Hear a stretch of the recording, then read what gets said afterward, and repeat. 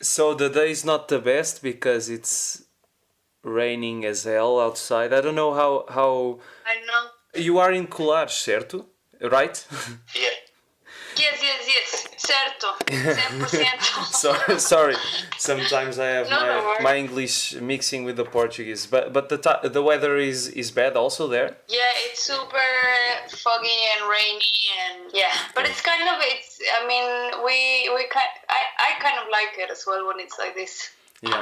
It has a different feeling. How long are you in Portugal? It's gonna be almost 3 years. Yeah. 3 years, and out of those 3 years, 2 out here in Colares. Okay. Why do you enjoy the best in Portugal? Oh, I really enjoy the nature and the diversity of the nature. I find it that for being such a small country that you can travel easily from north to south. Yeah. Every half an hour you're on the car, it looks different, and there's different, the diversity of plants and landscapes is just magical. I find it really incredible. When you started to live there in Colares, did you thought that the people were nice to you, or was like sort of animosity towards you? Yeah, it was really, welcoming. Since we moved to Portugal, it was always just very, very nice. We met so many people over the last 3 years, and I think it's a very nice community, I think, of people. In Lisbon, especially with the music scene, and it's just way more, I think, inclusive and not so competitive as it is in London or in cities like London or New York or. It's a little bit. When we arrived first to Lisbon, we were so amazed of making friends quickly, and seeing faces become familiar really quickly, and then it's so natural to just say hi after a while and speak to people that you start seeing often. Around here, we don't see that many people at all. Like we're very, very isolated. Like just the people in the supermarket, and that's it. And maybe the cafe. Yeah. But and that's it. And now more than ever, you have the chance to meet less people because of the pandemic, right? How are the things there? Well, I feel we've been. Since we got here, there hasn't been a single day that I'm grateful for being here. Just because it's such a wonderful place. And in the pandemic, that just intensified, because I was really aware that, we could we're in a house, we can live and be right in nature. We're close by to the sea, so we've been very lucky during quarantine. I think we being where we are was really helpful for us. Inevitably, it's. I think it's tricky for everybody, and it's been coming with its downs as well. But it's been very helpful to be here. Yeah, we were lucky. Yeah. Do you think that your future music, will be inspired by the events we are living now? It's hard to tell, because it won't be a while since I think we start producing again for our next album, because we've just finished one, so sometimes it takes a little bit of time to start again the process. But I definitely already have a couple of lyrics that hint, how you feel when you're isolated, and the quarantine and everything that's been going on in a very abstract way. I'm not gonna sing the word quarantine. I think we've heard enough of it, but it definitely, I think some lyrics might be influenced by that. Okay. Yeah. You mentioned your album. I heard it a couple of days ago, and I like it a lot. Thank you. and congratulations for it, of course. Thank you. There was the theme of the album was a thing that struck me, the connection with childhood and childhood memories, and it's like that in these particular times we are living in, that specific escape from the reality is better than ever, right? Because now that we are all in present danger all the time, we would just like to go back to childhood, where when there's a thing that you say that there was no way and no need to be careful, and more than ever we need that, right? Yes, definitely. It's very interesting because I think what woke up all these childhood references and memories was the fact that the process was so freeing and fun. It was a very different way of working. Like, we changed drastically because it was the first time we worked with somebody else, which was Pete Kember, and he brought in really positive energies, and the whole process became very free-flowing and fun. And I think a lot of that took me back to those feelings of childhood, and I kind of felt everything was a bit reconnecting to the past is also a way of transforming, into the future. So I felt the whole album was a bit like being very aware of the past, and it kind of evolving and leaving some things behind and healing some wounds, but at the same time having this like really nice, fun and nostalgic feeling of being a kid and playing around and what was important then, and not worrying exactly. Yeah. How were your childhoods? You had a good childhood, or you had some kind of traumatic experience? I don't want to make this question like a dramatic answer, but it's true that our childhood experience transforms us to be what we are now. And I would like to know if you had some of that experience when you were young. now you can answer that. No, I'm joking. You were so quiet, Daniel. Now it's your turn. Yeah. Now it's your turn, I think. Say it again. No. I was just thinking because what we are now is quite influenced by what we lived as a child, and I was just trying to ask you if you had one of those transforming moments of childhood when you, I don't know, like something like a moment in childhood that made you understand that you would like to make music and so on. I don't know. Well, I think the more you grow older, the more conscious you get. I don't think you're very aware of the qualities of childhood when you're a small kid. I don't think at all. I don't think that you think about...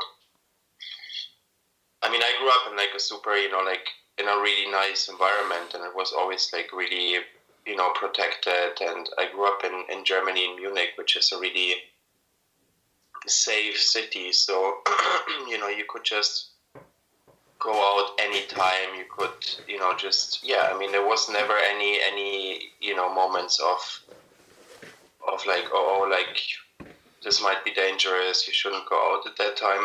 It was always super free, and I think you don't necessarily appreciate, you do appreciate these things, but you're not necessarily conscious about these things. Just in retrospective, when you think back, you're like, oh, this is actually how it is being a child, this is how it was being a child, and it's kind of really interesting with this consciousness to actually walk back and just rest in that specific feeling for a moment, having experienced, growing up. I think that even right now, like, growing older, you can always only be very conscious looking back. So, yeah. Does this answer the question? No, that was a deep answer.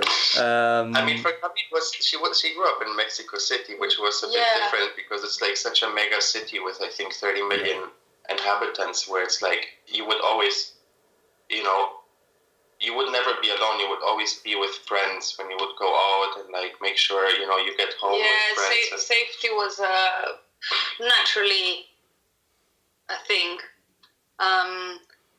But no, I also had a really wonderful childhood, really incredible parents, and 2 older sisters that have been like my compass all my life. So I think I was really lucky. I mean, there were, as everybody, some moments that were difficult, but they don't form part of this album necessarily. Yeah. And yeah, I think right now when you were asking, I had to think a lot.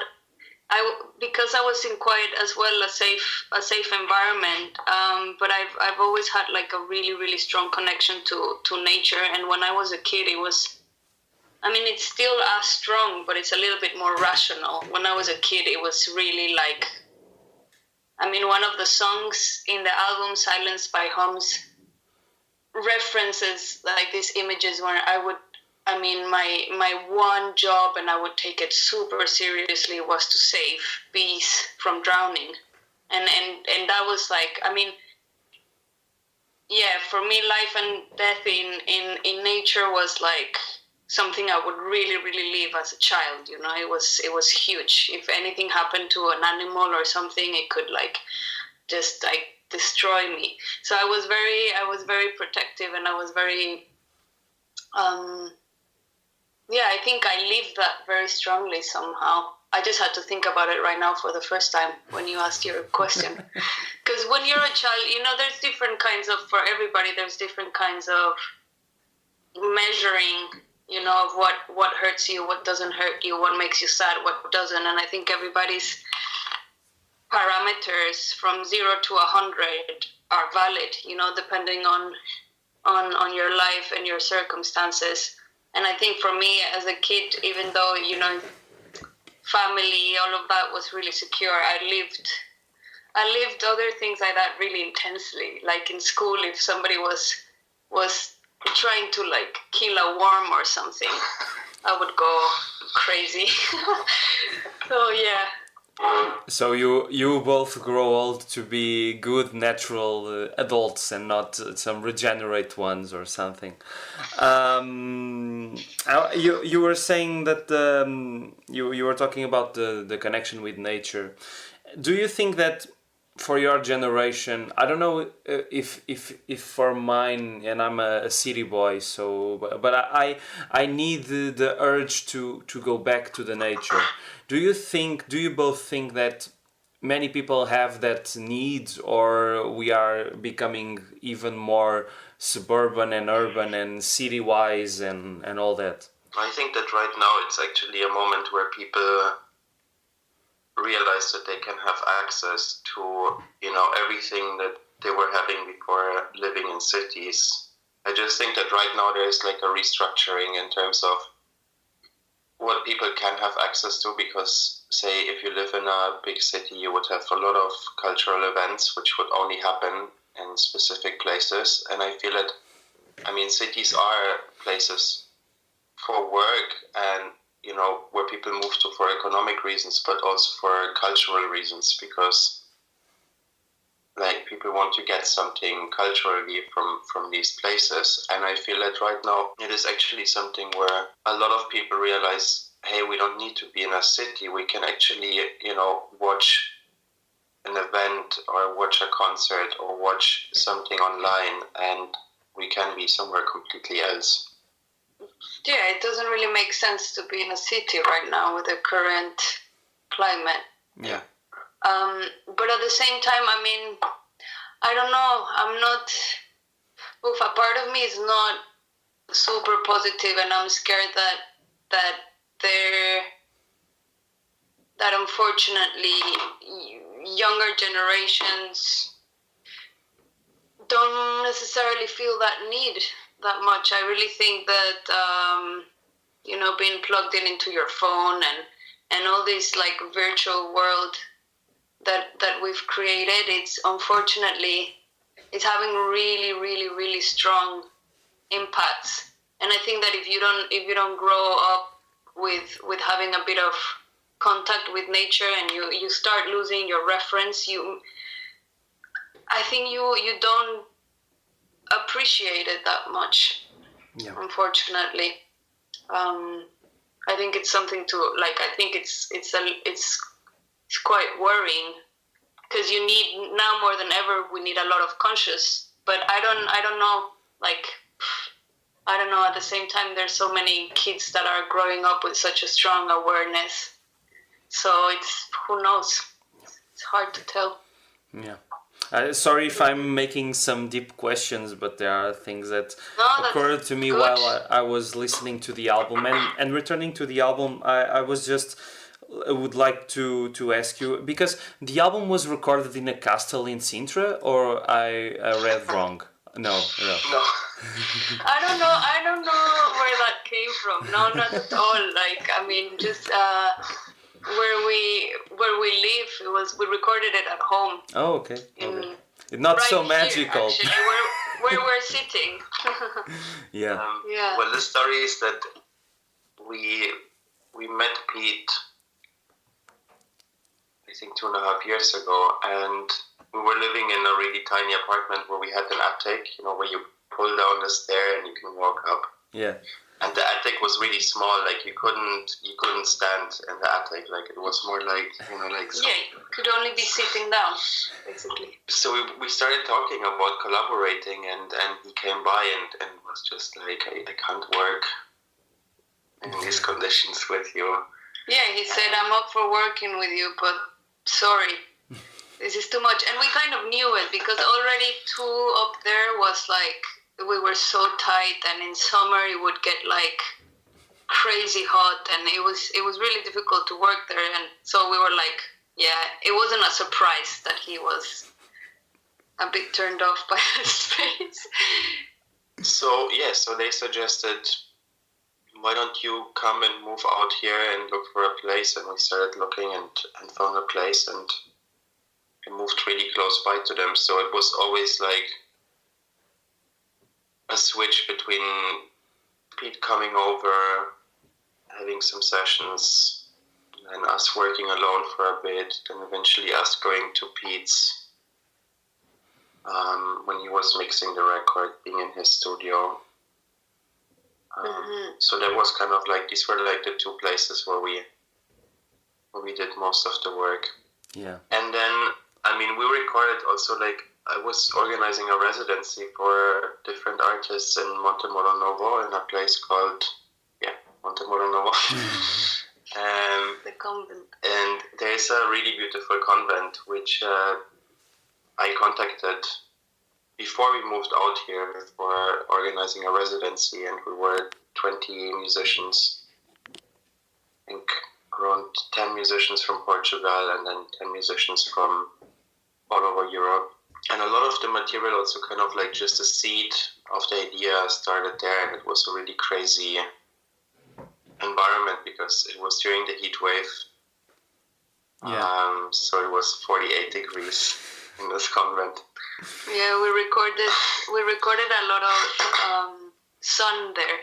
So it was like we were in the middle of a heat wave, completely like, I mean, it does something really strange to you when you experience those levels of heat. I mean, you're completely kind of like spaced out, and and we were recording sun, so it was like, heat me up, and we were just like melting. But yeah. And sorry, you were saying. No. I was just gonna say, magical somehow. Yeah, and I mean, when I was listening to the record, it's fascinating because this happens to me all the time when I'm listening something so complex as are your tracks and so on. I can't even imagine that you were recording it in a small space or even bigger, and I imagine that it was in like a mystical place. So when I read that stuff about the castle, I thought, yeah, it might be, but no, but the power of music today is that you can make so much with so little technique things and stuff like that. And I was thinking about because you said that it was the first time you worked with a producer, and how can you make a balance between what you want and what he wants? How is there? Did you add any fights in the process or so? Not at all. I mean, I think it must be. I'm trying here to squeeze the juice for some gossip. No, I'm just kidding. Here it goes. No. I guess it depends of course, from person to person. But to be honest, Pete never ever imposed anything really. He guided us, and we were very, very open to take his advice. I mean, I remember at the beginning of the process, he suggested some ways of working, and we were like, whoa, well, that's 100% different to the way we will work normally. Yeah. But we were just like, let's just try it, who knows what the result is going to be, but we didn't want to think of the result. We were like, this is a one-off opportunity, or well, eventually it would happen more, but in the moment we were like, this is an incredible opportunity. We didn't want to start limiting the process, we were like, let's just see what happens. So he suggested more than, let's say, like ideas or like, this song shouldn't be like this, it should be like this. He suggested more how to work and ways of working. So, for example, we never spent too much in one track. He always suggested we worked quickly, and that was a very interesting thing, because we would work a little bit on a track, and we would have an initial input, and then before we thought if it was right or wrong, we would leave it, and we would leave it for a couple of days and come back, and when we went back into it, we knew if it was the right direction we were taking or not, and there was not such a because usually you can really get caught up in what you're doing and have doubts and go too long in one direction, and then you're like, no, that wasn't it. And so that was very interesting. And also another thing he did is he made us be really aware of how we spent our time outside the time when we were working, and how that time was affecting the creative process. So it was that's why it was also such a sweet way of working, because it didn't feel like we were beating ourselves too hard. No, it wasn't like if we were pushing ourselves to exhaustion in the studio like we used to. Yeah, it didn't feel like work. I don't know how to explain it. Like, it was very, very peaceful, and we were spending a lot of time outside of the studio, and that influenced a lot the work. So yeah, there was never a confrontation between us on the ideas, and many times he would just come and hear what we were doing, and encourage us, and bring instruments, bring percussions, bring things around, and just be like, look at this, try it out, and then we used it. So he gave inputs in different ways. Yeah. So it will be you're going to work again in another project? Well, we'll see. I mean, I think we would probably all be up for it, because we all enjoyed it, and we've become really, really close friends. But then, I think making an album is such a long process that you never really know how is it gonna be, and so we'll have to see as it goes. Yeah. But it would be very nice. Daniel, I don't know if you have anything to say about this. No, not really. Okay. Did I say everything? No, that's good. That's good. Do you think you were mentioning the fact that you have a lot of freedom to make the album? Do you think that kind of sense is lacking from modern music nowadays? Well, I think you always, there is always, I think we had it too, that you kind of like strive for something. It's always this kind of thing of like wanting to sound cool or wanting to create something that is kind of weird or that is different or that is, not all of it, but I just feel that there is just perceived that there is some kind of, thoughts of how something has to sound or how something should sound, and I think it's fine. I'm not criticizing it. I think it's like totally fair to do that and to do so. I just feel that there is also other ways of achieving that, or reaching certain levels of creativity and certain levels of output without having that, without needing that. And I feel that a lot of the music that was created, say in the 80s, 90s, 70s, 60s, that it wasn't so, somehow boxed, or that it wasn't so, it was a lot more free as well. It was like music that was just created very freely, and people weren't thinking about necessarily the outcome. But then there is a lot of music, obviously, where, it happens that it's very free as well. I think it's hard to generalize. I just think that people have in general way less time and way less focus to kind of dive into that. And then also I think with how everything works right now with streaming and shows and so on, that just, there is this kind of, Spotify said it, which is really, it's kind of a bit retarded to say artists should create 5 records, not one, in 1 year, because that's how this new streaming model works. It's kind of like more quantity over quality, which I think it really depends, and it comes down to the individual. There are some people which have really incredible output in very short amounts of times, and they have these outbursts and they do something, and you can kind of hear that it was done really quickly, but still there is something really sweet just about the fact that it was created really fast.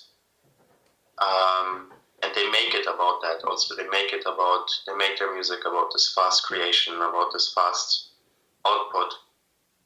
But then there is other music which has this, very, long-lived kind of craft that you can hear, and 2 ways of working also that are also totally valid. But it depends, and it comes down to the individual person. Yeah, that kind of problem from our modern times, the lack of time and the need for speed in music, so to speak.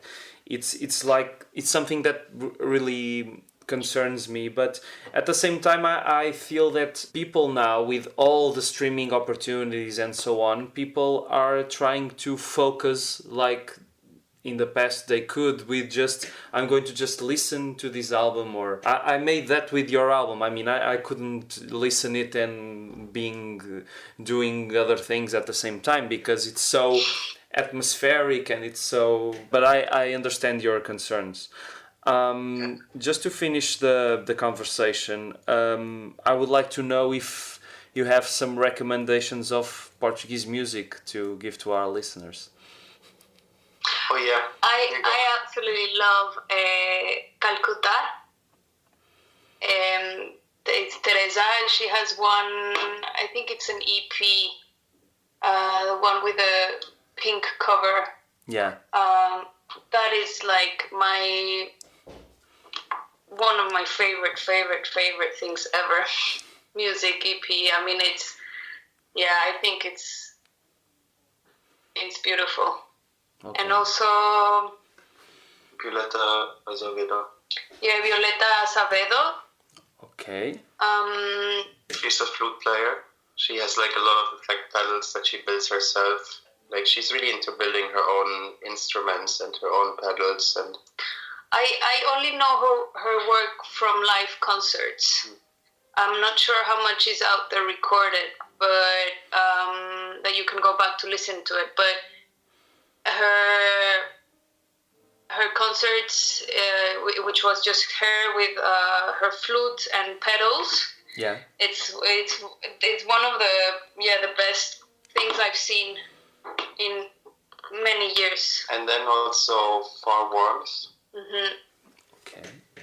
He's an artist that we met on a residency we did, and he just released his record on Planet Mu, which is Really? the label of Mike Paradinas. Dark, distorted, atmospheric. I mean, great live as Yeah. well. Okay. I A have lot to of check it out. strokes. Yeah. What else? Those three. I mean, Príncipe, which is also There's a lot more. amazing. There are a lot of good recommendations to check it out. I heard of Calcutta, but the other ones you mentioned I never heard of. I'll go listen now after finishing this conversation. Camila and Daniel, thank you so much for the opportunity. Thank you, Rui. I wish you all the best for your career and your album and future projects. Thank you so much for inviting us, Rui. Oh, This you're is welcome. really sweet. My pleasure. Thank you so And much. hope everything, until this whole quarantine thing ends, it's okay. Yeah, I hope on your I end. hope I can see you in concert one of these days. Yes, us too. Take care. Thank you. Bye Ciao. bye.